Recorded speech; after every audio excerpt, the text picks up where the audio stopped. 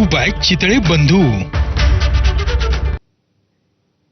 आणि यानंतर बातम्यांचा वेगवान पद्धतीने आढावा घेऊयात. जैन बोर्डिंग ट्रस्ट बरोबरचा जागेचा व्यवहार बिल्डर विशाल गोखले यांनी रद्द करण्याचा निर्णय घेतलाय. विशाल गोखले यांनी जागेचा व्यवहार रद्द करण्याचा निर्णय ईमेलवरून जैन ट्रस्टला कळवलाय. जैन बोर्डिंग हॉस्टेलच्या चेअरमन आणि ट्रस्टी यांना गोखलेंनी व्यवहार रद्द झाल्याचा मेल केलाय. व्यवहारातील 230 कोटी रुपये परत देण्यात यावे अशी विनंती देखील त्यांनी मेलद्वारे केली आहे. धर्मदाय आयुक्तालय यांना सुद्धा पत्र पाठवून पूर्ण व्यवहार रद्द झाल्याबाबत योग्य ती कार्यवाही करण्याचे मेलमध्ये नमूद केलंय. तर नैतिकतेच्या मुद्द्यावरून व्यवहारातून बाहेर पडण्याचा निर्णय घेतल्याचं गोखले यांनी या ईमेलमध्ये म्हटलेलं आहे. जैन धर्मियांच्या भावना दुखावल्याचा काही हेतू नव्हता असं देखील गोखले यांनी ईमेलमध्ये नमूद केलंय. याबद्दल राजू शेट्टी यांनी काल संध्याकाळी गोखले यांना व्यवहार रद्द करण्याबाबत आवाहन केलेलं होतं. दरम्यान हा व्यवहार रद्द करण्याच्या निर्णयाची माहिती ही सुद्धा राजू शेट्टी यांना कळवण्यात आली आहे. 2 दिवसात जैन बोर्डिंग बदलाचा व्यवहार पूर्णपणे रद्द करावा अशी मागणी रवींद्र धंगेकरांनी केली आहे. 2 दिवसामध्ये व्यवहार पूर्णपणे रद्द झाला तर मुरलीधर मोहोळ यांच्यासह सगळ्यांना जिलेबी भरवणार असं देखील धंगेकरांनी म्हटलंय. तर पुढील 2 दिवस मुरलीधर मोहोळ यांच्याबद्दल मी काहीही बोलणार नाही. एकनाथ शिंदे यांनी सांगितलं 2 दिवसात तोडगा निघेल, त्यामुळे आनंदी असल्याचं धंगेकर म्हणाले. तर अमित शहा यांचा निरोप काल चंद्रकांत पाटील हे मुरलीधर मोहोळ यांच्याकडे घेऊन गेल्याचं देखील धंगेकरांनी स्पष्ट केलं. ह्याच्यामध्ये मला अजूनही थोडी शंका आहे. आज मेल आलाय पण हा व्यवहार उद्या सोमवार आहे. उद्या हा व्यवहार सगळा संपला पाहिजे आणि हा उद्या व्यवहार संपला तर खऱ्या अर्थानं बिल्डरनी ह्याच्यामध्ये आपली माघारी ही निष्पन्न होईल. पण ह्याच्यामध्ये सांगतो की खऱ्या अर्थानं जैन जे योगी आहेत जे आता आपल्याशी त्या महावीर मंदिरापासून जे गेली 20 दिवस सातत्यानं आपली बाजू समाजाची बाजू मांडताना दिसतात. खरं ते हे यश त्यांचं आहे आणि आपण फक्त नामपात्र कारण आपण देश देव धर्म वाचवणाऱ्या पक्षामध्ये आणि आपण खऱ्या अर्थाने भारतीय आहोत आणि ह्याचा सार्थ अभिमान आहे की मी परवा म्हटली पुणेकरी हा मला सार्थ अभिमान आहे. पुण्यामध्ये खोटं काय खपत नाही आणि जर खोटं जर करत असेल तर त्याच्या विरोधात खोट्या माणसाच्या विरोधात पुणेकर उभं राहताना तुम्ही माझ्या मागे दिसलेले बघितलेत की सगळ्या पुणेकरांचा मला पाठिंबा होता. परंतु दुपारी आज आमचे नेते प्रमुख नेते एकनाथ शिंदे साहेबांनी मला बोलून म्हणजे मी भेटायला गेलो आणि ज्ञानेश्वर मंदिरामध्ये माऊलींच्या मंदिरामध्ये त्यांनी मला सांगितलं की धंगेकर 2 दिवसामध्ये हा तोडगा मी काढून देतो. आणि मी तुम्हाला दुपारी म्हटलं की मला आज आनंद झाल्यासारखं वाटतोय की शिंदे साहेबांची वाणीमध्येच की मंदिरमध्ये तोडगा निघेल. आणि मी परत हे बोलत असताना अर्ध्या तासाने त्यांना काही मंत्र्यांचे फोन येत होते आणि ते मला दाखवलं की बघा आता फोन येतोय तुम्ही 2 दिवस काय बोलू नका. 2 दिवसात मी तोडगा काढतो आणि वेळ प्रसंगी पडली तर मी जैन मंदिरांना भेट बी द्यायला येतो आणि तसं त्यांनी मला शब्द बी दिलाय. परंतु मला 2 दिवस तुम्ही काय बोलू नका. आता 2 दिवस मी काय बोलत नाही आणि टीका काय करत नाही. माझा तो सगळं ट्विट बंद केलं मी. परंतु 2 दिवसामध्ये मी वाट बघतोय. 2 दिवसामध्ये हा व्यवहार क्लिअर झाला पाहिजे आणि या व्यवहारामध्ये रवी धंगेची काय लुटूपुटूची लढाई नाही. मी नुरा पैलवान नाही. माझी लढाई एकदम समोरासमोर आहे. हार आणि जीत ह्या सगळ्या गोष्टी मी लढताना जिंकण्यासाठी लढतो आणि लुटूपुटूची लढाई लढत नाही. मी त्यांच्या कुठल्याही आमिषाला भीक न घालणारा कार्यकर्ता आहे. त्यामुळं आज दुपारीच मला हा आनंद झाला होता. शिंदे साहेबांनी मला आश्वासन दिलं होतं. गेले काही दिवस सातत्याने फोन येत होते का सगळ्या नेत्यांचे प्रेशर होता तुमच्यावर? मला सगळ्यांचे फोन येत होते पण मी एकच सांगत होतो की मी भारतीय जनता पक्षाच्यावर बोलत नाहीये. ह्या विकृती बोलतोय आणि या विकृतीवर मी बोलणार आणि बोलत राहणार. आजही शिंदे साहेबांना सांगितलं की तुम्ही 2 दिवसात हा निर्णय घ्या नाहीतर माझा परत शिवसैनिक जागा होईल आणि तो काय थांबणार नाही. जैन बोर्डिंग ट्रस्ट बरोबरचा जागेचा व्यवहार बिल्डर विशाल गोखले यांनी रद्द केलाय. मुरलीधर मोहोळ यांनी फोन करून आणि व्हॉट्सअॅपवरती पत्र पाठवून याबाबतची माहिती दिल्याचं राजू शेट्टींनी सांगितलंय. मात्र आपण पूर्णपणे समाधानी नाही. 3.5 एकर जागेवरती गोखले यांचं नाव आहे. ट्रस्टनं पुढे आलं पाहिजे आणि हे नाव काढून पूर्ण व्यवहार रद्द केला पाहिजे असं राजू शेट्टींनी म्हटलंय. तर गोखले यांचं नाव काढून पूर्ण व्यवहार रद्द करावा. धर्मदाय आयुक्तांनी या व्यवहारात लक्ष घालावं अशी मागणी देखील राजू शेट्टींनी केली आहे. जोपर्यंत विद्यार्थ्यांना न्याय मिळत नाही आणि ही जागा जोपर्यंत त्यांना मिळत नाही तोपर्यंत लढा सुरूच ठेवणार असल्याचं राजू शेट्टींनी स्पष्ट केलं आहे. जैन बोर्डिंग ट्रस्ट बरोबरचा जागेचा व्यवहार रद्द करा या मागणीसाठी जैन समाज आज राज्यभर आंदोलन करणार आहे. मात्र जैन समाजाच्या आंदोलनाआधीच बिल्डर गोखले यांनी हा व्यवहार रद्द करत असल्याची घोषणा केली आहे. त्यामुळे जैन समाज आता आंदोलन करणार का हे पाहणं महत्त्वाचं ठरणार आहे. फलटण येथील उपजिल्हा रुग्णालयातील डॉक्टर महिलेच्या आत्महत्या प्रकरणातील मुख्य आरोपी निलंबित पीएसआय बदनेला 30 तारखेपर्यंत पोलीस कोठडी सुनावण्यात आली आहे. मृत डॉक्टर महिलेनं तिच्या हातावरती लिहिलेल्या नोटवर पीएसआय गोपाल बदने याचं 4 वेळा बलात्कार केल्याचा आरोप केला होता. दरम्यान बदनेला वैद्यकीय तपासणीसाठी नेत असताना त्यानं मी प्रामाणिक आहे, पोलीस प्रशासनावरती विश्वास आहे असं माध्यमांसमोर म्हटलं.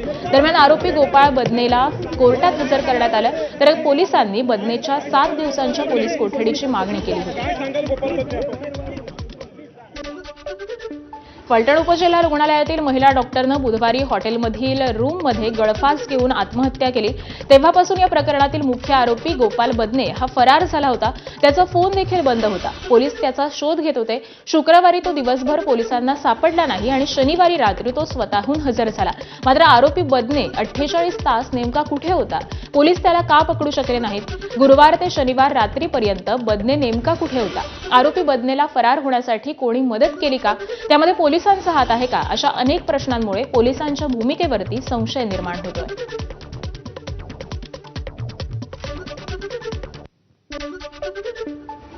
राज्य महिला आयोगाच्या अध्यक्ष रुपाली चाकणकर आज फलटण उपजिल्हा रुग्णालयात जाऊन पाहणी करणार आहेत. फलटणमधील डॉक्टर महिला आत्महत्या प्रकरणाची त्या संपूर्ण माहिती घेणार आहेत. यावेळी रुग्णालयाचे डॉक्टर आणि हॉस्पिटल स्टाफकडून त्या संपूर्ण माहिती घेतील. दुपारी 12 वाजता चाकणकर उपजिल्हा रुग्णालयात जाऊन ही पाहणी करणार आहेत. फलटणमधील महिला डॉक्टरच्या आत्महत्या प्रकरणी धनंजय मुंडेंनी पीडित कुटुंबियांची भेट घेतली. धनंजय मुंडेंनी भेटीदरम्यान कुटुंबियांकडून संपूर्ण प्रकरणाची माहिती घेतलेली असून या प्रकरणी दोषींवरती कठोर कारवाई होईपर्यंत प्रशासनाला स्वस्थ बसू देणार नाही असं वक्तव्य धनंजय मुंडेंनी केलंय. तर मुख्यमंत्र्यांकडे एसआयटी स्थापन करण्याची मागणी केल्याचं धनंजय मुंडेंनी सांगितलंय. नागपुरात एका अल्पवयीन मुलीचा गेले अनेक महिन्यांपासून 2 मित्रांकडून सुरू असलेला शारीरिक शोषण चाइल्ड हेल्पलाईनच्या माध्यमातून उघड झालाय. मित्रमैत्रिणीच्या पार्टीच्या नावाखाली बोलावून फ्रूट ज्यूसमध्ये दारू पाजून 16 वर्षीय अल्पवयीन मुलीचे आक्षेपार्ह व्हिडिओ शूट करण्यात आलेले होते. त्या व्हिडिओच्या आधारावरती दोन्ही आरोपी तरुणांनी त्या अल्पवयीन मुलीला ब्लॅकमेल करणं आणि त्या माध्यमातून तिच्यावरती शारीरिक अत्याचार करणं सुरू केलं होतं. सतत होत असलेल्या या अत्याचारामुळे पीडित अल्पवयीन मुलगी प्रचंड घाबरली होती आणि आत्महत्येच्या विचारात होती. नैराश्यात असलेल्या या पीडित अल्पवयीन मुलीनं 2 दिवसांपूर्वी महिला आणि बालकल्याण विभागाच्या चाइल्ड हेल्पलाईन क्रमांकावरती फोन केला. त्यानंतर संपूर्ण घटना ही समोर आली. चाइल्ड हेल्पलाईनच्या काउन्सिलर्सनी घाबरलेल्या आणि आत्महत्येच्या मनस्थितीत असलेल्या पीडित मुलीची अनेक तास काउन्सिलिंग केलं आणि तिचा पोलीस तक्रार देखील देण्यात आली. अमरावतीच्या बडनेरामध्ये एका 27 वर्षांच्या तरुणानं आत्महत्या केल्याची घटना घडली आहे. रणदीप कौर रियाड असं मृत तरुणीचं नाव आहे. MSc पर्यंत शिक्षण झाल्यानंतर रणदीप ही एका खासगी कोचिंग क्लासमध्ये शिकवत होती. तिनं आत्महत्या का केली हे अद्यापही स्पष्ट झालेलं नाहीये. पोलिसांना तिच्या मोबाईलमध्ये चॅटिंग सापडल्याची माहिती आहे. त्याद्वारे पोलीस निष्कर्षापर्यंत पोहोचण्याचा प्रयत्न करत आहेत. धुळे जिल्ह्यातील साक्री तालुक्यातील महिर इथं अल्पवयीन मुलीची हत्या करण्यात आल्याचा आरोप करण्यात आलाय. या प्रकरणी संशयितांवरती कठोरात कठोर कारवाई करण्याच्या मागणीसाठी ग्रामस्थांनी ठिय्या आंदोलन केलं. महिर इथल्या रहिवासी असणाऱ्या एका 14 वर्षीय अल्पवयीन युवतीचं 22 ऑक्टोबरला अपहरण करून तिच्यावरती अतिप्रसंग करण्याचा प्रयत्न करण्यात आला. यावेळी या अल्पवयीन मुलीनं अतिप्रसंग करणाऱ्या नराधमांना विरोध केल्यानं तिची हत्या करण्यात आल्याचा आरोप इथल्या ग्रामस्थांनी केलाय. महाराष्ट्र भाजपच्या प्रदेश मुख्यालयाचा आज केंद्रीय गृहमंत्री अमित शहांच्या हस्ते भूमिपूजन होणार आहे. आज दुपारी 12 वाजता हा कार्यक्रम संपन्न होईल. मुख्यमंत्री फडणवीस, प्रदेशाध्यक्ष रवींद्र चव्हाण यांच्यासह भाजपचे इतर सगळे नेते, पदाधिकारी आणि कार्यकर्ते या कार्यक्रमाला उपस्थित राहतील. चर्चगेट परिसरामध्ये हे नवं प्रदेश मुख्यालय बांधण्यात येणार आहे. दिल्लीतील पक्ष मुख्यालयाच्या धर्तीवरती मुंबईत देखील सुसज्ज इमारत उभारली जाणार आहे. आमदार शिवाजीराव कर्डिलेंच्या निधनानंतर या भूमिपूजनाचा कार्यक्रम हा पुढे ढकलण्यात आला होता आणि त्यानंतर आज हा कार्यक्रम संपन्न होणार आहे. नवी मुंबईतील सिडको जमीन घोटाळा प्रकरणी सकाळी 10 वाजता आमदार रोहित पवार हे स्वतः नवी मुंबई पोलीस आयुक्तांची भेट घेणार आहेत. वन विभागानं दिलेल्या वन आणि शासकीय जमिनीच्या गैरव्यवहाराबाबत आणि प्रकल्पग्रस्तांच्या हक्कांचं भूखंड गद्दारांच्या घशात घातल्याविरोधात सामाजिक कार्यकर्त्या श्रीमती भावनाताई घाणेकर यांच्या आमरण उपोषणाला पाठिंबा देण्यासाठी रोहित पवार उपस्थित राहतील. सर्व जागृत नागरिकांनी प्रकल्पग्रस्तांच्या हक्कासाठी या उपोषणाला पाठिंबा द्यावा असं आवाहन देखील रोहित पवार यांच्याकडून करण्यात आलं आहे.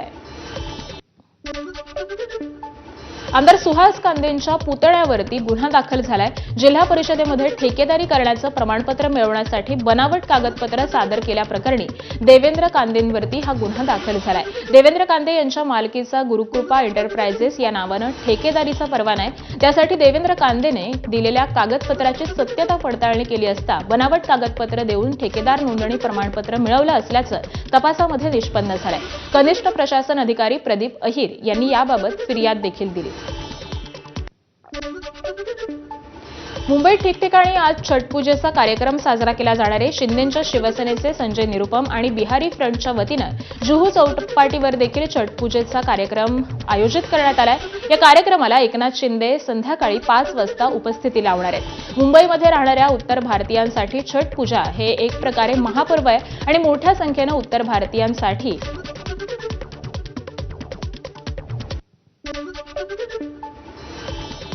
कार्तिकी एकादशीच्या महापूजेला उपमुख्यमंत्री, वारकरी प्रतिनिधी आणि 2 जिल्हा परिषद शाळेतील विद्यार्थ्यांना सहभागी करून घेण्यात प्रस्ताव आहे. एकादशीच्या नियोजन बैठकीमध्ये यावरती चर्चा करण्याबाबत यावर्षीपासून ही नवीन प्रथा सुरू करण्यात येणार आहे. शालेय शिक्षण मंत्री दादा भुसेंनी या संदर्भामध्ये माहिती दिली आहे. आता यावरती मंदिर समिती काय निर्णय घेणार याकडे लक्ष लागलंय. दरम्यान कार्तिकी एकादशीच्या यात्रेसाठी यंदा 1150 जादा बसेस भाविकांसाठी सोडल्या जाणार आहेत. जिल्हा परिषदच्या शाळेचा विद्यार्थी आणि एक विद्यार्थिनी यांनाही पूजेचा मान मिळावा. मला वाटतं की आता आम्ही मंदिर प्रशासनाला तशी विनंती केलेली आहे आणि उद्याच्याला माननीय मुख्यमंत्री महोदय, माननीय उपमुख्यमंत्री महोदयांना पण आम्ही तशी विनंती करू आणि या माध्यमातून संपूर्ण महाराष्ट्राच्या विद्यार्थ्यांमध्ये एक चांगला भक्तिभावाचा संदेश त्या माध्यमातून जाऊ शकेल. अहिल्यानगरच्या संगमनेर तालुक्यातील सावरगाव घुले इथं अभिष्टचिंतन सोहळ्यात जयश्री तोराड आणि सुप्रिया सुळे यांनी उपस्थिती दर्शवली. या कार्यक्रमात 14 वर्षीय मुलीनं केलेलं भाषण सर्वांसाठी लक्षवेधी ठरलंय. गार्गी घुले हिनं केलेल्या भाषणानं जयश्री तोराड आणि सुप्रिया सुळे यांचं मन जिंकलं. मात्र गार्गीनं केलेल्या भाषणात मराठी आणि इंग्रजीचा संवाद होता आणि या संवादाचा संदर्भ घेत सुप्रिया सुळे यांनी देखील मराठी आणि हिंदी भाषेचा संदर्भ देत मराठी आमची आई तर हिंदी मावशी असं वक्तव्य केलंय. गार्गीसाठी जोरदार टाळ्या वाजवा. आणि तिने एका भाषेत नाही 2 भाषांमध्ये ती इंग्रजीमध्येही बोलली आणि ती मराठीतही बोलली. मला अभिमान एका गोष्टीचा आहे. आता पुढच्या वेळेस आपण जेव्हा येऊ तेव्हा मला हिंदी भाषा पण ऐकायची. त्याचं कारण असं की आईवर प्रेम करायचंच असतं पण मावशीवरही करायला काही हरकत नाही. नागपुरात मुख्यमंत्री चषक बास्केटबॉल स्पर्धेचं देवेंद्र फडणवीसांच्या हस्ते उद्घाटन झालं. नागपूरच्या धरमपेठ क्रीडा मंडळाच्या मैदानावरती हा उद्घाटन सोहळा पार पडला. राज्य बास्केटबॉल असोसिएशन आणि नागपूर बास्केटबॉल असोसिएशननं ही स्पर्धा आयोजित केली. स्पर्धेमध्ये राज्यभरातील विविध जिल्ह्यातल्या बास्केटबॉल टीम्स या स्पर्धेमध्ये सहभागी होणार आहेत. दरम्यान या स्पर्धेच्या उद्घाटनानंतर मुख्यमंत्री फडणवीसांनी स्वतः बास्केटबॉल खेळण्याचा आनंद लुटला. आणि मला या गोष्टीचा विशेष आनंद आहे की धरमपेठ क्रीडा मंडळ यांना या आयोजनाचा मान मिळालेला आहे. मी त्यांचंही मनापासून याकरता अभिनंदन करतो की आत्ताच आपण त्यांनी 50 वर्ष पूर्ण केल्याबद्दल त्यांचं या ठिकाणी स्वागत केलेलं आहे. 50 वर्ष या ठिकाणी या मंडळाच्या माध्यमातून अनेक खेळाडू हे तयार करण्याचं काम झालं आणि म्हणून या सातत्यपूर्ण कार्याबद्दल मी त्यांचं देखील मनापासून अभिनंदन करतो. मुंबईतील दादरच्या शिवाजी पार्क इथं महाराष्ट्र नवनिर्माण सेनेनं दीपोत्सवाचं आयोजन केलं। यावेळी दीपोत्सवाला सोशल मीडिया इन्फ्लुएन्सर ऑरीनं हजेरी लावली। या दीपोत्सवाला दररोज आतषबाजी केली जाते। हे दृश्य टिपण्यासाठी हजारोंच्या संख्येनं इथं नागरिक हजेरी लावतात।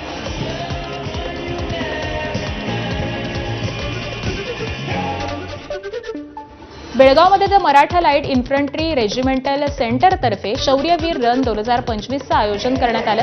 69व्या या शौर्यवीर रनचा प्रारंभ शिवाजी स्टेडियम इथून झाला। मराठा लाईट इन्फंट्री रेजिमेंटल सेंटरचं कमांडर ब्रिगेडियर जॉयदीप मुखर्जी यांनी ध्वज दाखवून रनचा प्रारंभ केला। व्हाईस ओव्हर आणि 3 विभागातील घेतलेल्या या स्पर्धेमध्ये बेळगाव आणि बाहेरील राज्यांमधून आलेल्या शेकडो धावपटूंनी सहभाग नोंदवला। मुरुड जंजिरा परिसरामध्ये गेल्या 2-3 दिवसांपासून सुरू असलेल्या अवकाळी पावसामुळे जंजिरा किल्ला पर्यटकांसाठी बंद ठेवण्यात आलाय।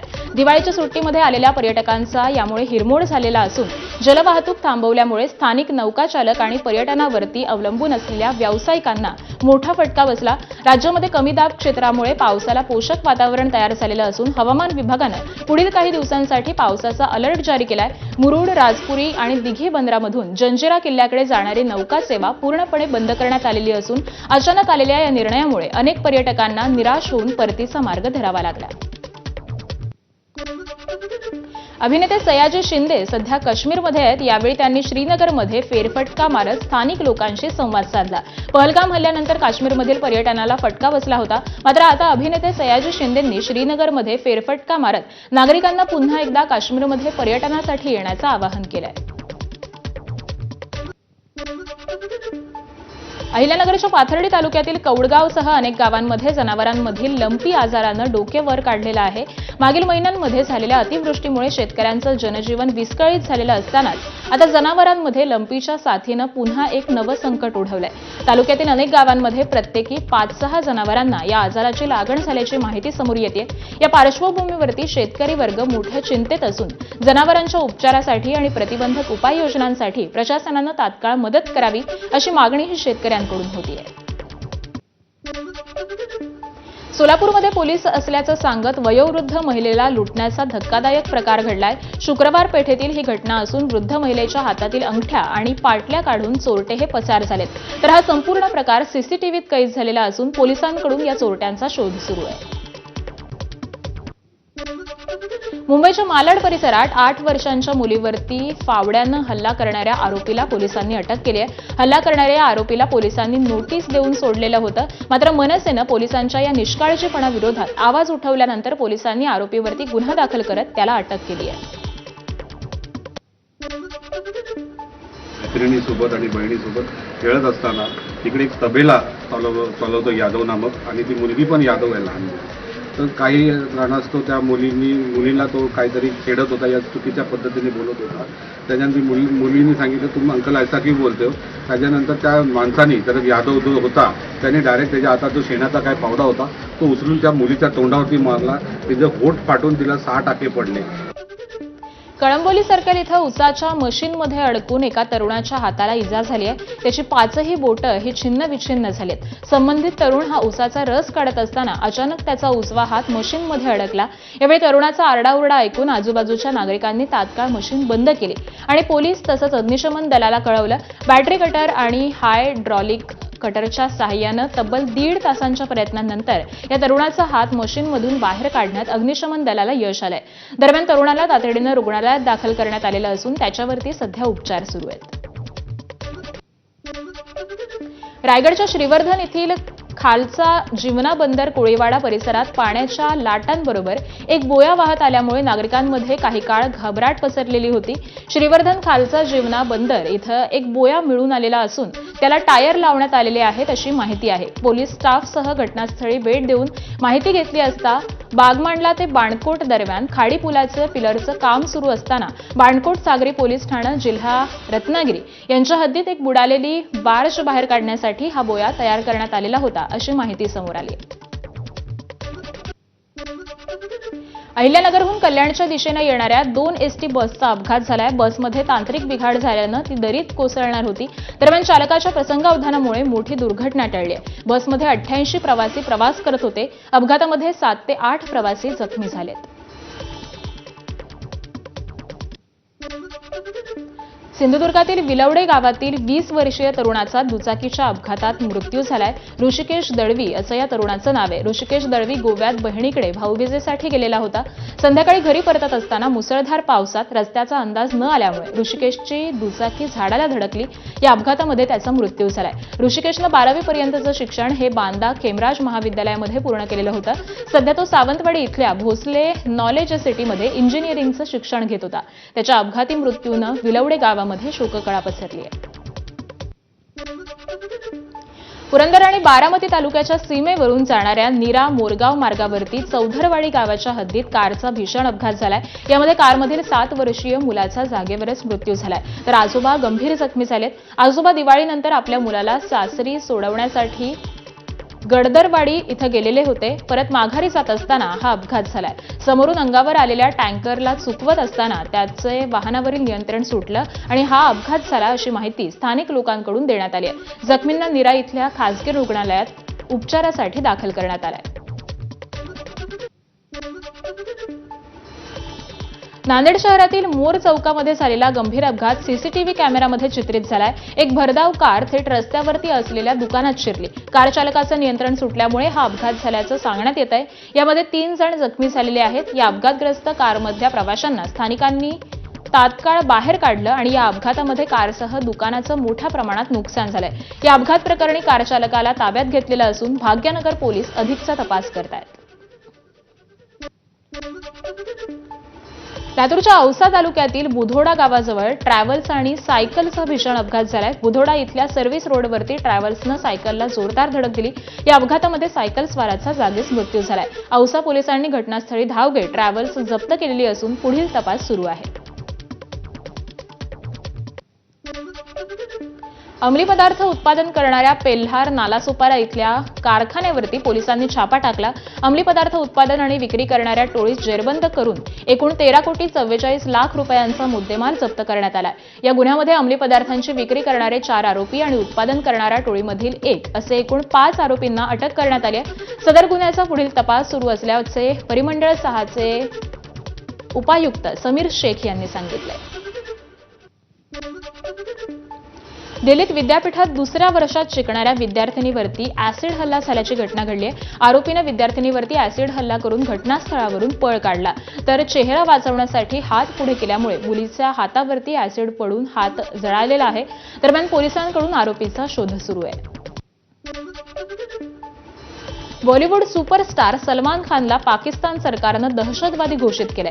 सौदी अरेबियातील एका कार्यक्रमामध्ये सलमान खाननं बलुचिस्तानचा वेगळा देश म्हणून उल्लेख केल्यामुळे वाद सुरू झाला. यामुळे पाकिस्तानच्या राजकीय व्यवस्थेमध्ये संताप व्यक्त झाला. या विधानानंतर शहबाज सरकारनं पाकिस्तानच्या दहशतवाद विरोधी कायद्याअंतर्गत सलमान खानला दहशतवादी घोषित करणारी अधिकृत अधिसूचना जारी केली. यासह सलमान खानचं नाव 4थ्या अनुसूचीत समाविष्ट करण्यात आलंय.